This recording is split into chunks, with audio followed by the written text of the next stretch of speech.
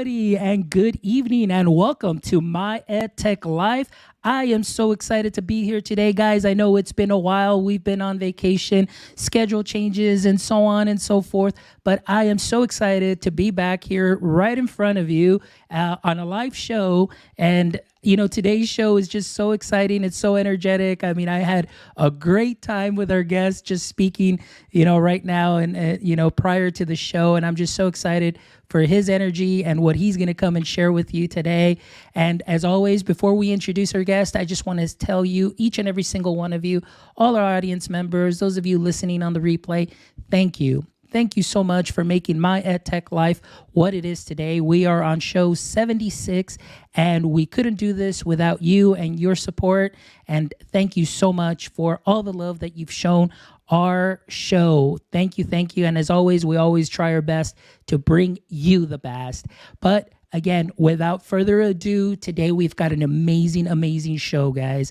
Today, our special guest truly is magical in every sense of the word, not only in what he is able to do as far as maker spaces and tinkering, but just in overall the passion that he shares for creativity and how he inspires students and even adults such as myself to continue to create. So today we have Mario, the Maker Magician, with us today. Mario, how are you doing today? Thanks so much for having me on, Fonz. This is awesome. I'm doing great, and it's good to see you. Thank you. Thank you. Likewise, it's great to see you. I'm glad that you're here, and I'm excited about what we're going to be talking about. So, Mario, just for our audience members, those that are watching live right now or those that will be catching this on the replay, if you can introduce yourself to our guests, give us a little bit of context as far as what you do, and I normally ask if you can add one interesting fact about yourself that no one knows, but I think just being a maker magician is already an interesting fact. But if you can go ahead and enlighten us with maybe one more fact, we truly love that. So my name is Mario Marchese. I go by Mario the Maker Magician, and I'm part of a family that tours the country a couple months out of the year. And we have a touring family show, and my show is all homemade robotics. And I've been very fortunate over the years to be, performing on television a little bit and doing some being an opening act for some artists. I've been on Sesame Street where I got to make magic tricks, and I got to tour with David Blaine in 2018. So very awesome events that have happened over the years that helped us raise our kids. I have 2 kids to be able to do this full time, where I can share my love of making and magic, and get to raise my children in that too. Man, that is amazing. Like I mean, performing with David Blaine, I mean, that is amazing. Can you tell us just maybe a little bit of how that experience can be like?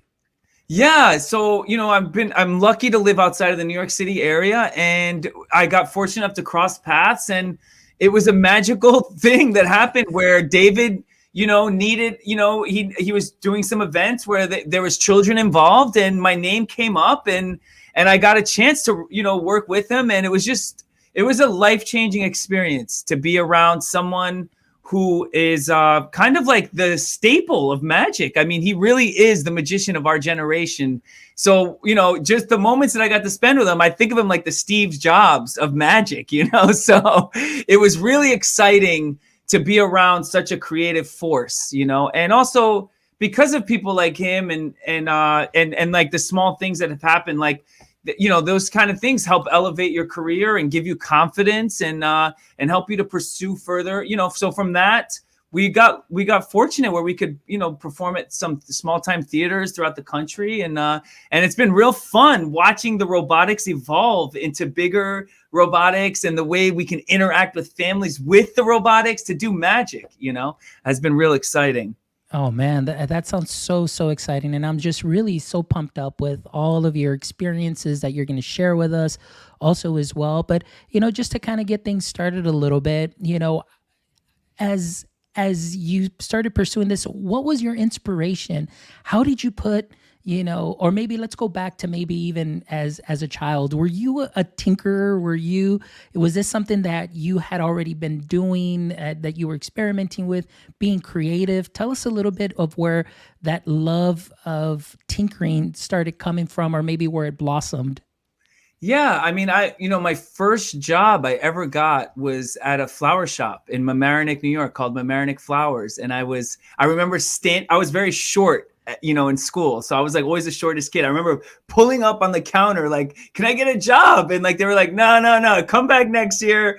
And it was a flower shop near where I was growing up, near my house. And I started working at this flower shop, and they taught me. It was a wonderful family there. Like, talk about family business. And they just kind of took me in and taught me the art of floral design and how to mix colors properly and what's pleasant to the eye and how to design flowers in a very specific, tight space. And that kind of started the creative journey for me. And from there, I had an amazing teacher, Miss Ranello, in Rhinebeck High School, and she changed my life. She taught about artists that made a living doing art, like people like Andy Warhol and Basquiat and Alexander Calder and Tom Sachs and all these different kinds of mediums to create art and expression.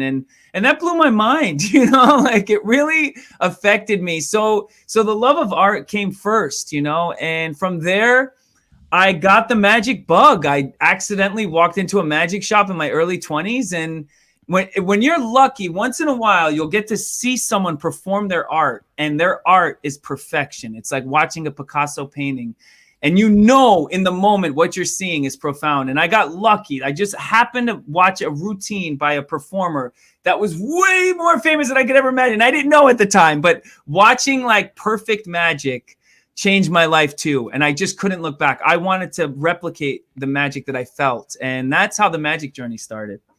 Wow, that is such an interesting story. Just growing up, understanding a little bit of that creativity, the art, working at the flower shop, and then thanks to Ms. Ranello, Yeah. look at you, for inspiring you and just bringing you into the world of art and creativity. And guys, I just wanted to add that's why teachers are so amazing. Just the inspiration. All it takes is that one teacher that can just spark something in you, and then you walked in, you saw the magician perform, and then it was just bam, that's it.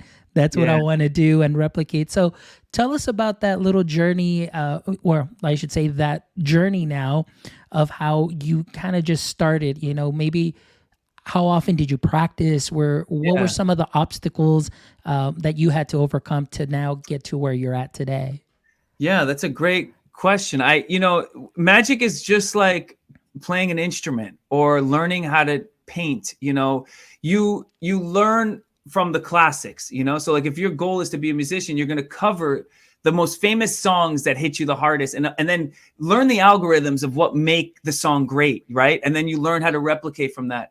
So it's the same thing with magic. Like there's core principles of magic. So right away, like I learned these classics, like the Miser's Dream, like these kind of routines that are like magician's ears when they hear it spark up. Everyone else is like, what is he talking about? But these are core principles of magic that you learn. And then from there you start creating your own. So that creative mind, that whole creative pursuit from when I was a teenager kind of sparked up once I started learning those classics and magic. And you want to make your own song, no matter where you pursue your art. And I think that's the big thing that I admire about you too, is how like your pursuit, like the way that you pursue this creativity when it comes to kids and like educating teachers, like that whole concept is so powerful because it only takes that one teacher, and it only takes one tool, whether it's an Arduino or whether it's a 3D printer and you learn something on Tinkercad, there's going to be something that clicks. And then you find some type of signature thing that separates you, and then you take off with it, And so that's what happened with me. Like I got into magic, and at the same time, like I got into the Arduino. It was like 2005, 2006. It just came to the States. I remember reading Make Magazine, like, what is this blue board that like I can use it, type words, and then I can make motors move. This is nuts, you know, like, and then my brain was like exploding with like all these magic ideas of me walking away from my suitcase and robotic things moving, you know.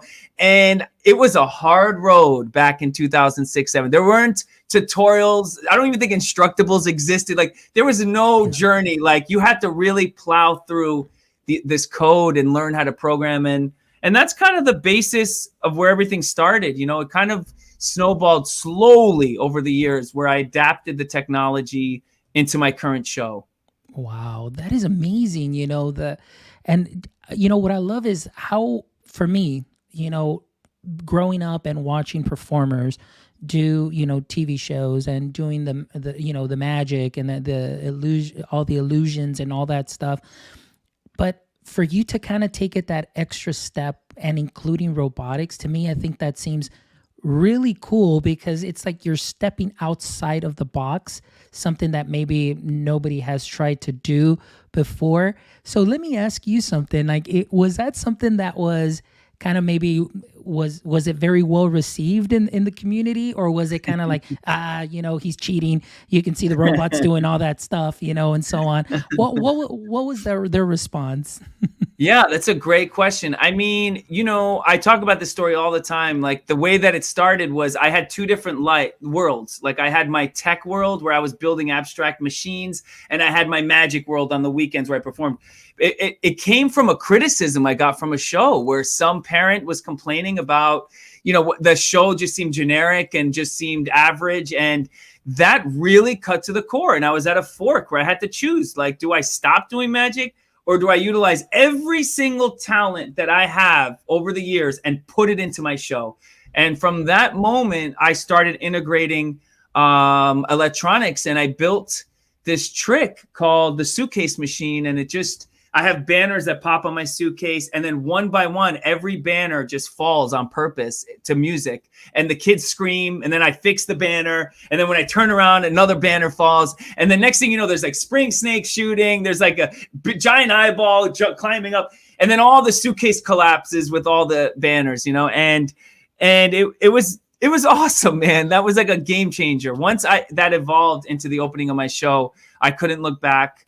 And it's been really fun trying to figure out new ways of how to use this technology. Actually, can I show you a video of a short performance of during this pandemic? Because I lost my in-person show for all these months. It was devastating, you know, not only financially, you know, where our income depends on this, but it was also just like creatively. But through that frustration, I built a robot called Automabot, and I'll show you a clip. This robot's is more famous than me forever. Like, I don't know what happened. I never have viral videos, but this robot, I'll show you one clip of this. This is a robot named Automabot that I built performing a classic of magic called the coin matrix. This is a trick that magicians perform all the time. But the difference is here, I completely went nuts and I built a robot that does all the performing. So here, check this out real quick.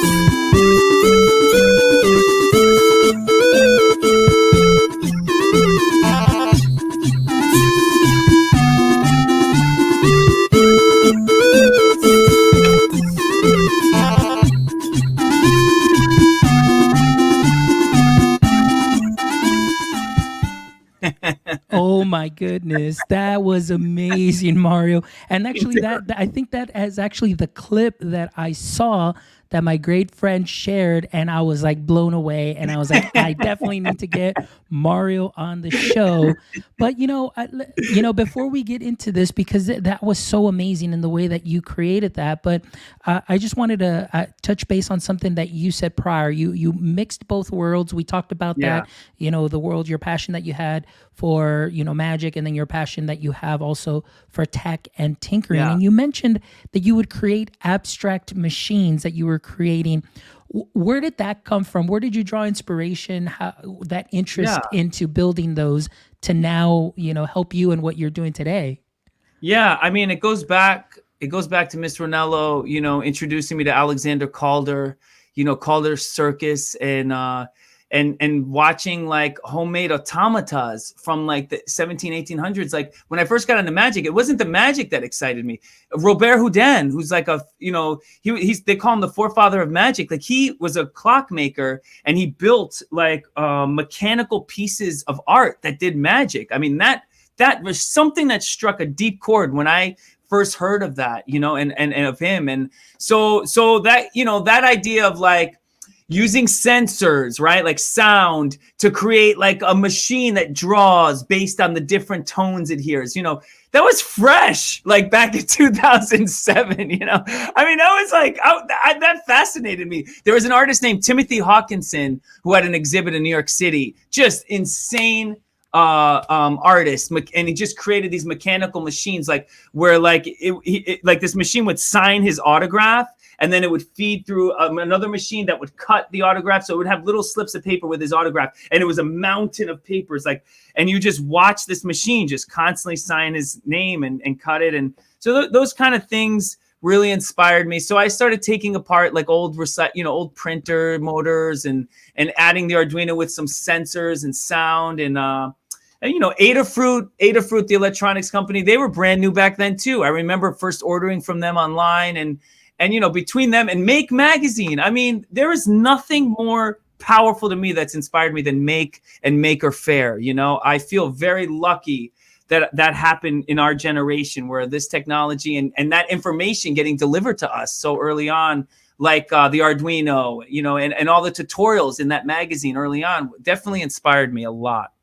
Man, that is so, so cool. I just love hearing that, and to be able to, for yourself now, being able to use that passion that you have in both, both magic and in tinkering and in creating. And now you've put a show together where you are promoting, you're promoting maker spaces, you're promoting tinkering, you're promoting creativity, you're promoting innovation. And to me, that really speaks so highly of you, and the fact that you've been able to take the things that you love and maybe even step outside of that box and taking it to a new level. And now you're presenting it to others, to an audience now today that maybe oftentimes may not be too much into tinkering, because of course we may be busy with our cell phones and we're more into the electronic aspect of it. But the now being able to get hands-on, and I've experienced it for myself doing STEM camps, the look on the students' faces when they're problem solving, they're collaborating, they're talking to each other, they're kind of like in their own world, where maybe if there were differences among them, now it's like, hey, we're working together to create something. And I think that is just something that is so valuable, and that is just amazing. So I thank you. Thank you so much for what it is that you do. Thank you, man. That's why it's so great to jam with people like you, like, because I can tell your heart is in the right place, like what you do, like the goal is authentic, like, and that's what it's about. I didn't choose to be a children's magician or a family entertainer because I want to be famous or I want to make millions of dollars, like I chose it because like we all have a story to tell in this life, and I really believe that life's meaning is like us just kind of like, I was talking about this yesterday. I picture life like a table that's covered in sand, and we spend our life just moving the sand around and reading the words of what the story is that we're always meant to tell, and there's distractions and there's all kinds of noise all the time. But, if we can empower kids to create what they imagine, like, and if it's an Arduino that does that, or Tinkercad, or a 3D printer, man, that's powerful, because the big goal in life is to create what we imagine, like that our imagination is limitless, that like what we dream of, we can make. And so that's the goal. That's why everything is covered in cardboard and tape. That's why I have all kinds of weird, like 3D printed robots moving around, There's my little magic wand bot. There it goes. Yeah, he's here. But yeah, so I have all kinds of crazy robots here. I'll give you a teaser if you want to see. of a robot that will be in my next book. Here, if you want to see it real quick. So this is a little frog that I built, and this is a Rubik's cube. It's a tiny cube, unsolved. I'm gonna put the cube into the robot. See if you can see it. Can you see it there? Wow! Yes. Okay, yes, you see it, right? So this is running on an Arduino. Watch the little cube. Okay, check it out. Watch this. Look, ready? All I gotta do is look, just like that. I snap. You see that? Pretty amazing, right? Oh my goodness! So this is a teaser of my second book that'll be coming out in the winter, where it's going to be called maybe Robot Magic. So there's going to be 7 robotic magic routines, and everything in the book is going to be cardboard. Like this is another routine. It's called Chomperbot. That's going to be cardboard, robotics, and a magic trick. You know, so where it's not just about the movements. It's about a routine that can make people, you know, get them inspired, get them excited, you know? All right. Well, we've got Eric Davis here who's joining us on Facebook. Thank you, Eric. He gives a big wow. So, Eric, thank you so much. Thank you to all our viewers that are watching us right now on Facebook, Twitter, and Twitch. And let me see where we else. And on my EdTech Live or EdTech Teacher page on Facebook. Thank you so much. Oh, my goodness. That right there is just amazing. Unfortunately, we probably wouldn't be able to compete in a competition with that because, you know, we'd be winning for sure. But that robot was something that was very impressive.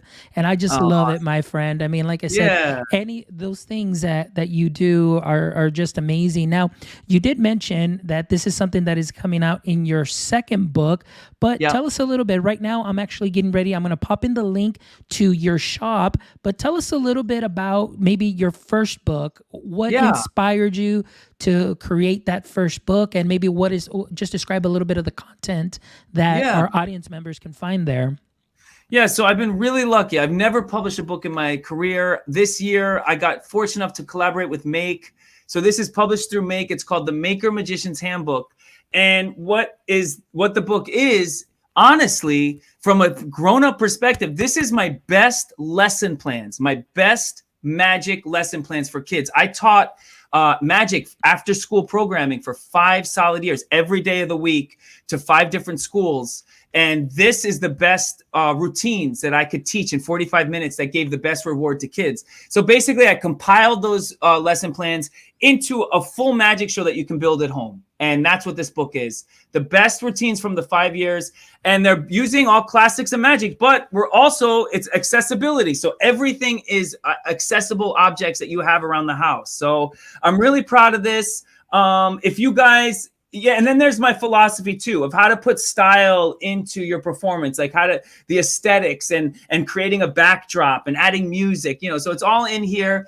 And speaking of Make, I don't know if you know, but Maker Camp just got launched this week. There's so many great projects and tutorials on makercamp.com right now. And some of those projects from the book are actually there. So if you're registered on Maker Camp this summer with your summer camp programming, check out the arts and crafts section. You'll see 2 of the chapters from there. Oh, that is perfect. And I think that is just so amazing. Actually, I'm sharing the link here also as well to makercamp.com. And as soon as I open this right now, guess who it is that I see right there? That video, you know, immediately it's you. So, I mean, this is so great. You know, I am, you know, taken back because, again, I'm just really excited of just everything that you've shared so far. I mean, just your energy, your passion, your journey into this world and what you're continuing to do.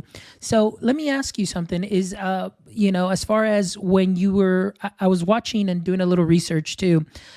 You were telling a story in another show where you said that, you know, growing up, or maybe you'd like to buy and take apart things and things of that sort. Can you tell us a little bit about maybe was that something that just started maybe like you said when you started tinkering, or had it always been something where you were always curious as to how things worked?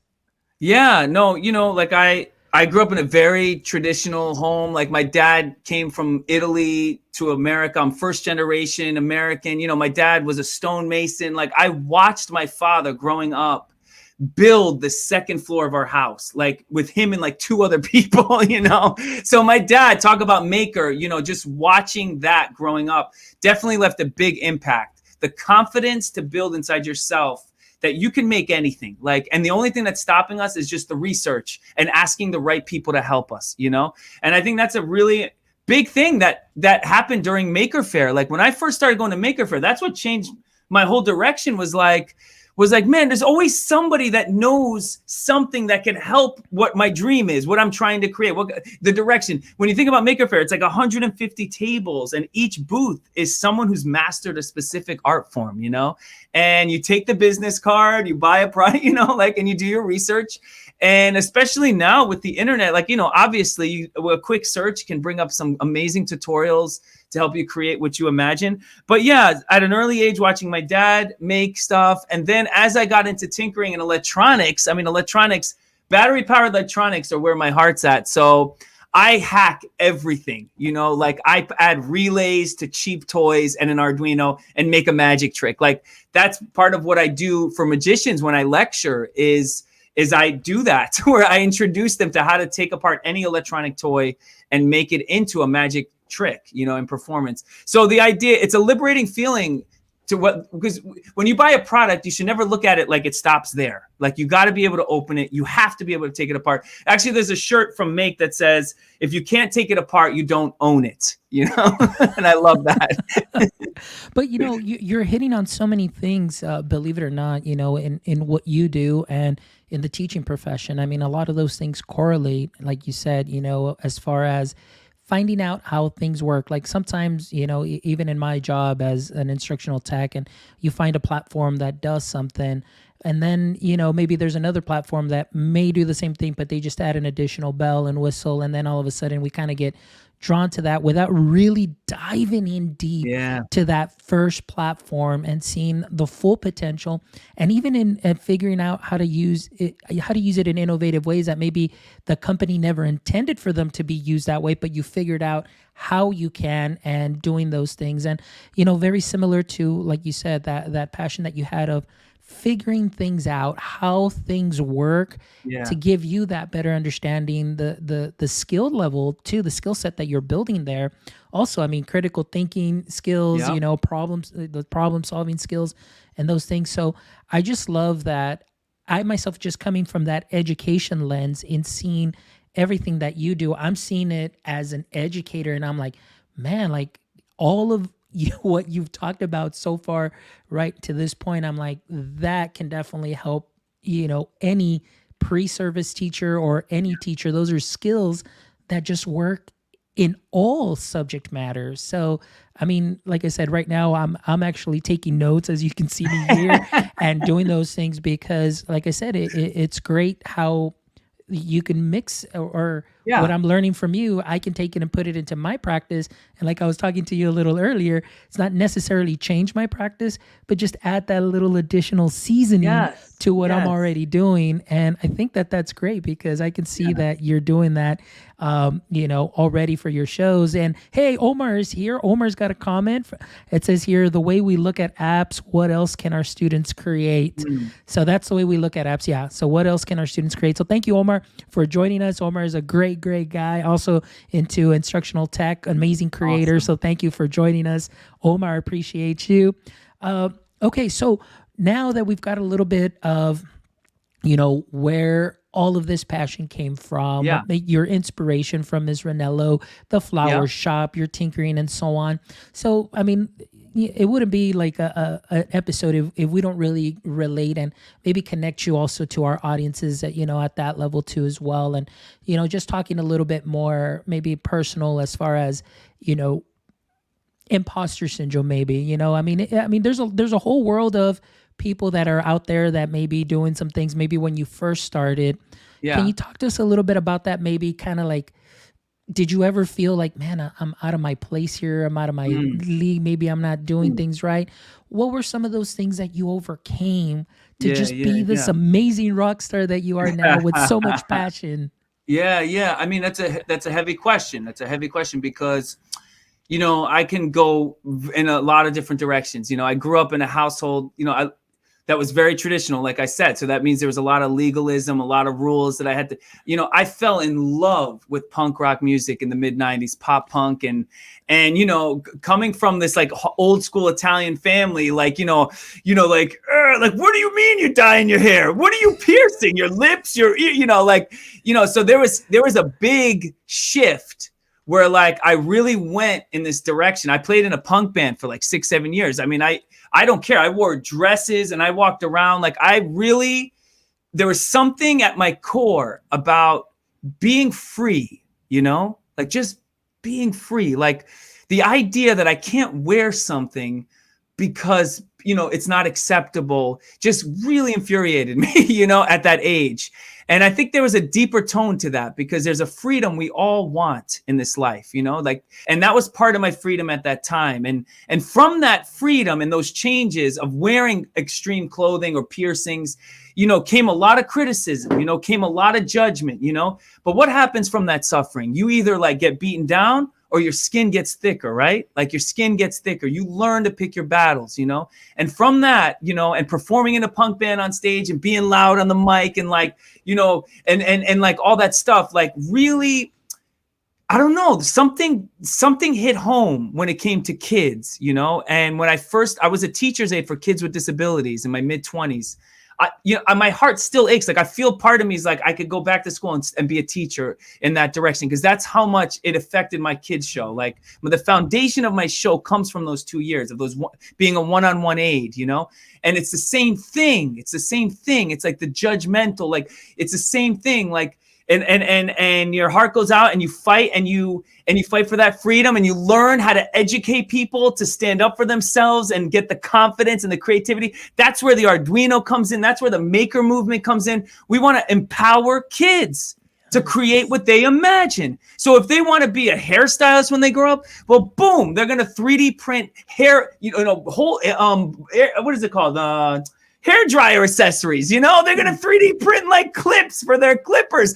Like this kind of technology can be utilized in all forms, like, so the idea for me when I learned the Arduino, it wasn't just like a little techie thing for me. It was like a game changer, like learning how to use a hammer and a nail. You know what I'm saying? Like, so from that stuff, that's where my kid show changed. It wasn't just a kid's birthday party anymore. It was a symbol. It was a philosophy. It's me going to schools and theaters talking about why I use cardboard and not fancy materials, right?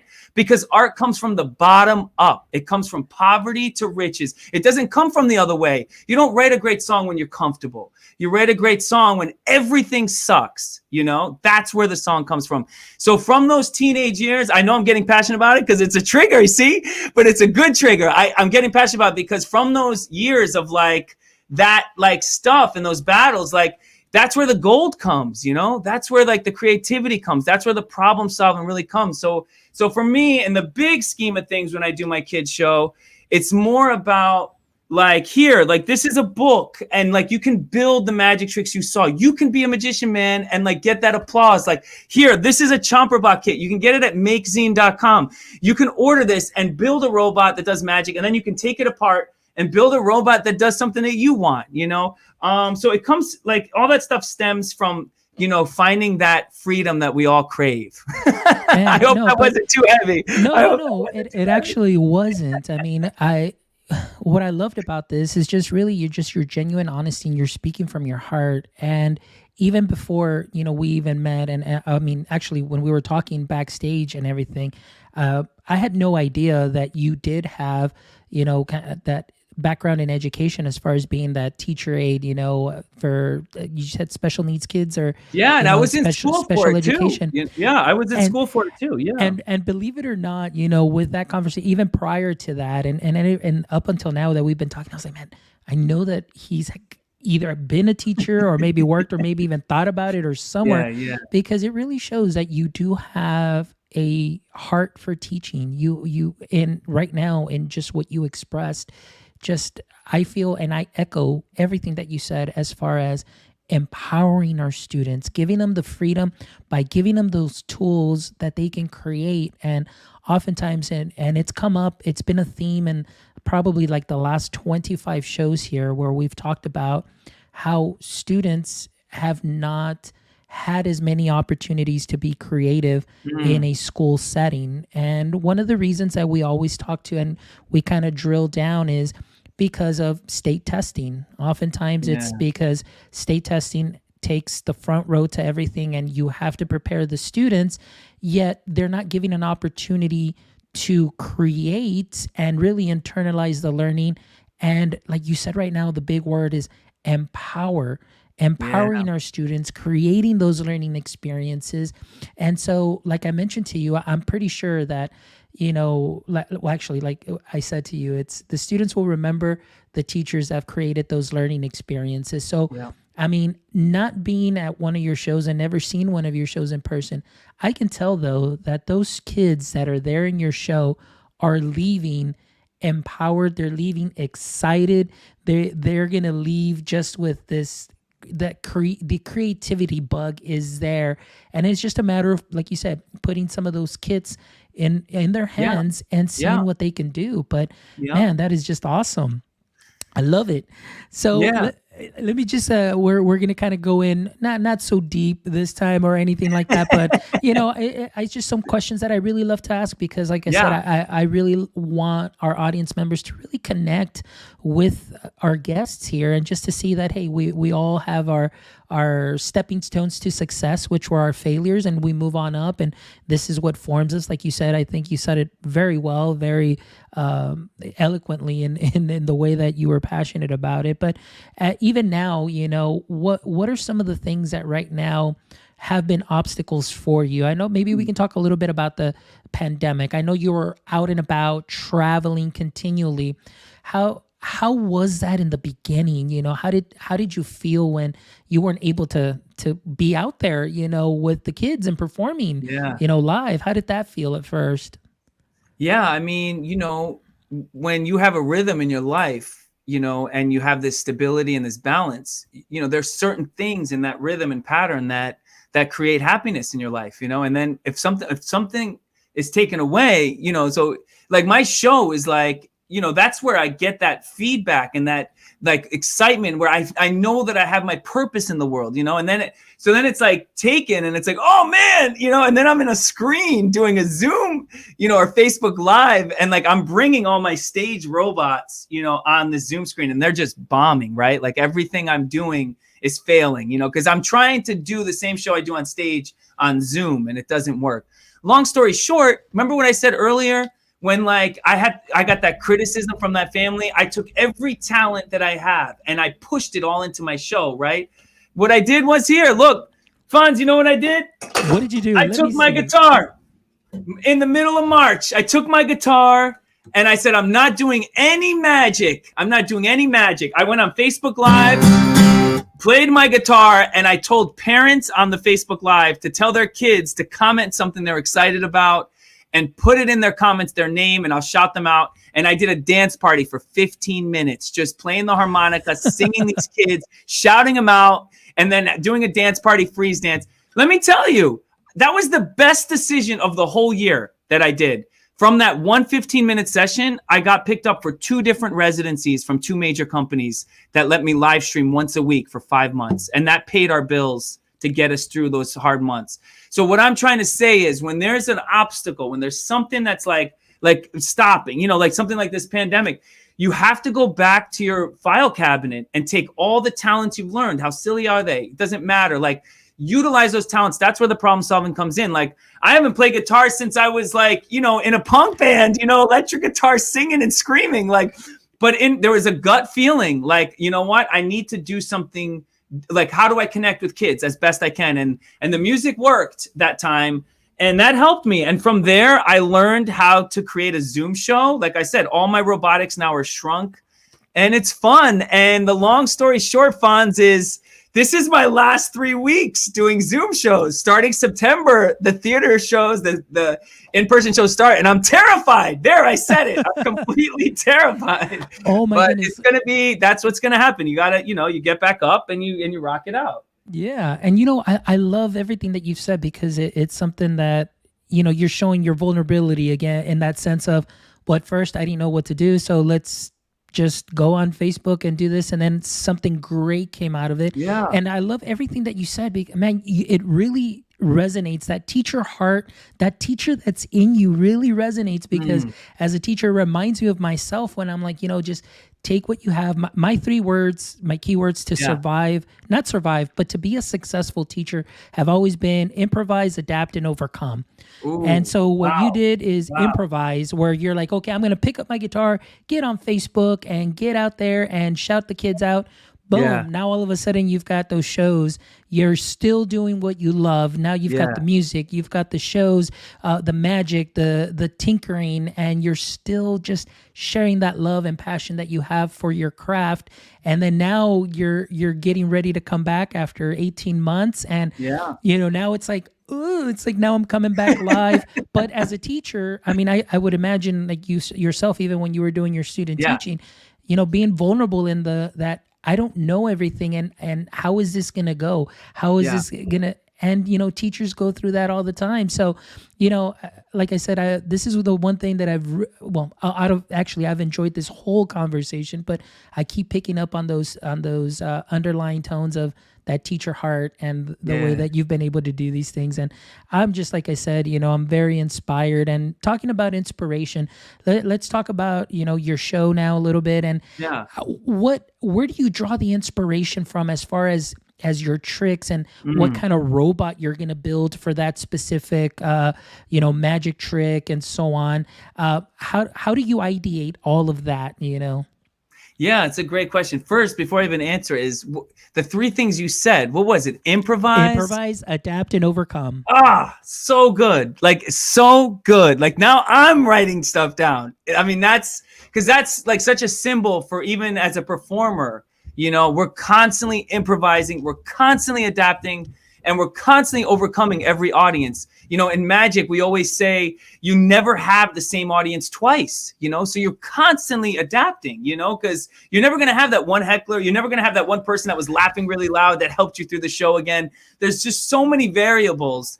So anyway, that was very powerful. I'm so glad you said those three things. But guess what, Fonz? I forgot your question now, so you have to tell me. No worries. What I was asking is just your inspiration. Where do you draw your inspiration from for your next robot, your next trick, and so on? Where does that all come from? Yeah, so basically for me, my goal, as a performer and a business person, is to take the maker community and the magic community and bring them together. So I constantly research what is hot right now in the magic community, what's trending, what are the tricks that magicians are doing, and what's hot right now in the maker community. What are the things that are trending, what technology, tech, and how can I take the core principles of magic to mix them together, And that's kind of like the video I showed you with the coin matrix, with the robot, with the 4 quarters, That's where that stuff comes from. I didn't invent I didn't invent the matrix coin trick. Every magician does that with cards, What I did invent was making a robot do it, So it becomes brand new again. So what like going into this new year, I am definitely changing my show up. I am definitely adding new robotics. The idea is to have insanely strong magic that I can create. And how do I adapt robotics to that strong magic? But not just robotics, like homespun, homemade, in my style robotics, where kids aren't afraid of it in the sense that they won't be able to make it. Like, I want them to go home always looking at everything I hold as something that is homemade, so they can feel that empowerment and do the research to try to make things. But yeah, I mean, all kinds of things inspire me.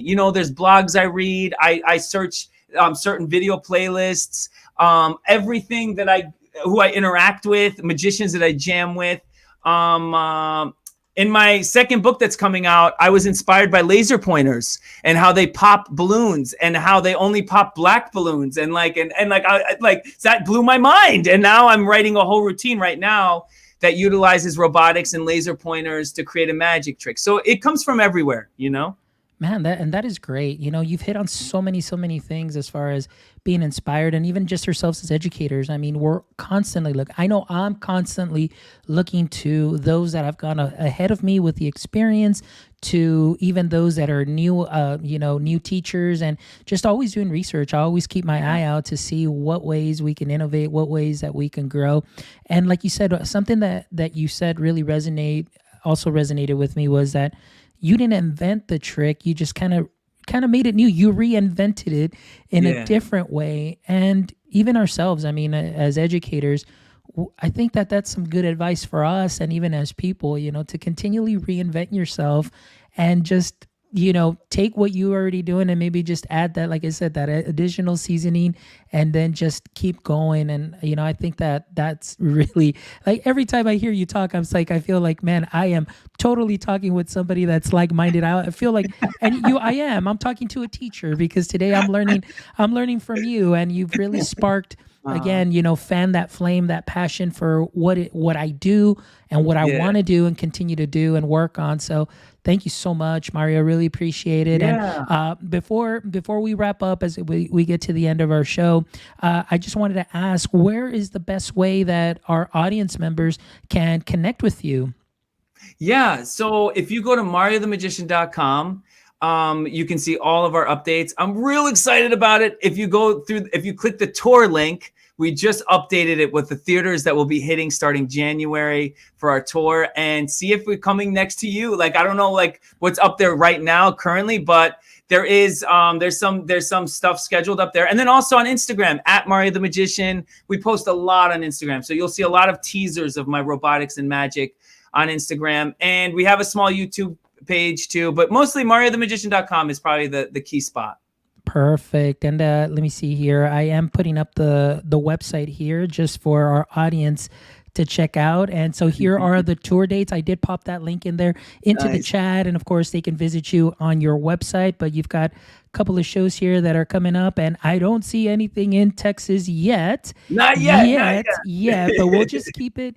We'll keep it at yet for now. But man, and yeah, definitely follow Mario on his social media. He definitely has Twitter presence. I know I've seen him on Instagram, and then of course Facebook or anywhere. Just connect with him. You can go to the website. He's got his links there and so on.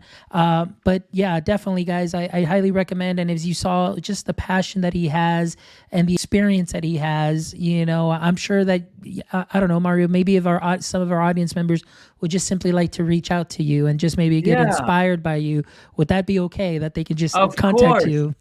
Yeah, I mean, this kind of stuff, talking to people like you, Fonz, it's like not work at all. Like, this is what it's about. It's like a pure jam session.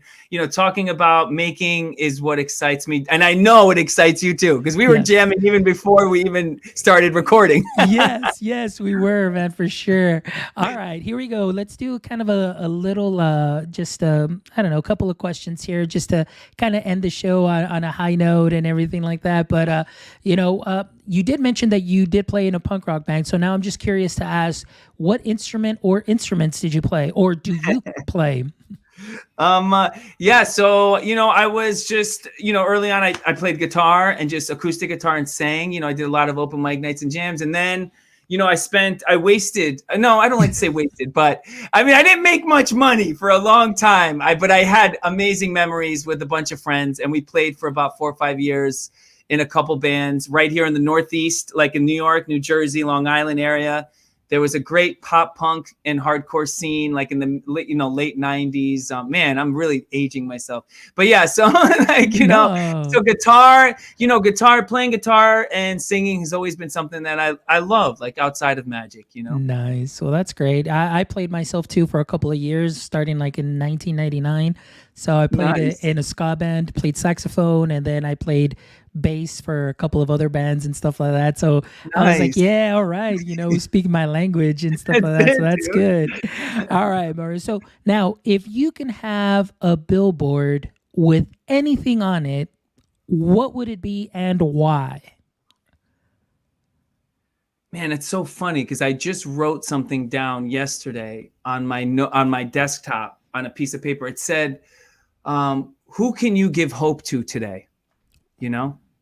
And it's like something I want to write everywhere, because I think the real reason why we do what we do is to bring hope. The real reason why people write the best jokes they can at a comedy club, to be a stand-up comedian, is not to make people laugh, but to give them hope. The same reason why you go to a magic show, so you can forget reality for half an hour, is because you're bringing them hope. Like, and it comes in all different forms. And I think, looking at life in a way that you're just thankful and grateful, can give you the energy so that you can give that hope to someone else, So I definitely would have that up there.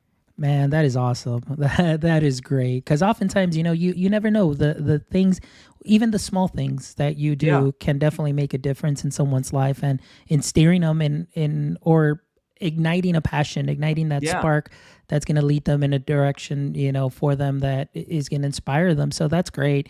And my last question to you, Mario, is if you and I were to switch roles and you were the podcast host and I was your guest, what question would you like to ask me? Oh man, this is great. This is great. What would I ask you? I mean, I guess I would ask like what can us and teachers do starting this new year as the pandemic ends and we're going back into this hybrid learning? Like, are there any tips that you can give us, like, as we enter into this new realm of reality when it comes to being a teacher? Well, the thing is, always the tips are always improvise, adapt, and overcome. Always be ready for that. And if anything, this 18 months, I think that has been the big lesson for a lot of educators, to be able to do those three things, but to also, once we come back, really, work on building relationships with students. They are coming back after 18 months, depending on where you are. And, it's going to be different for them again, just as you yourself are kind of a little nervous now that you're going back to live shows. I know we have teachers. We're going to probably even going to have students that, are going to come back and they're going to be like, oh, like, what's this? Like, and kind of have to, socialize again. So just build that community and to never forget why it is that you do what you do, that passion that we have, like you said, to bring that hope to people, to spark and fan that flame. Because just like Miss Ranello did for you, I still remember my high school experience with my teacher that just I've never forgotten. And that is one of the things that students will always remember, the teachers that create those memorable learning experiences. So yeah, that would be my biggest thing right there that I'd love to share. Love it. Absolutely love it. No, it's true. I mean, you're speaking so much truth. It's true. Awesome. Well, Mario, oh my goodness, I can't believe that we are done. We could definitely kept going on for at least another hour or so, just because the conversation has been great. But I definitely, now that you are part of my PLF, I use that hashtag PLF is my personal learning family. You are now a part of my personal learning family since we've connected. So you always, and this goes to all my PLF family, you always have an open invite to this show.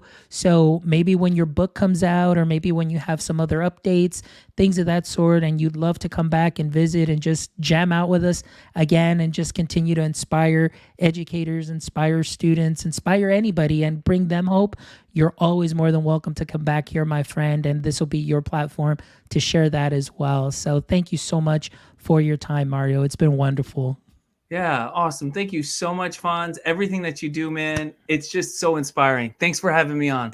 Yeah, thank you so much. And to all our audience members, again, thank you so much for those of you that joined us on Facebook, joined us on Twitter, joined us on Twitch, and on YouTube. Thank you so much for joining us. Omar, my friend here, I know we've had a couple of guests with comments and so on. Thank you. And as always, we always strive to give you our best. So please, if you have any feedback for us, let us know. Go to our website, myedtech.life. You can go ahead and drop us a line, contact us, maybe even give us a review of our show, or check out all the other 75 shows that we've had prior to this. And again, thank you again for making our show what it is. I appreciate you all, and we'll actually see you this Saturday, believe it or not. We've got a special show this Saturday with the Unlock the Middle guys. So they're going to be here on our show. So I'm really excited about that. And again, as always, Mario, thank you so much. Enjoy this time. And I wish you the best, to you and your family, as you're getting ready to hit the road, and much success to you, my friends. All right, guys, y'all take care. And don't forget, my friends, until next time, what do we always say? Stay techie. Y'all take care.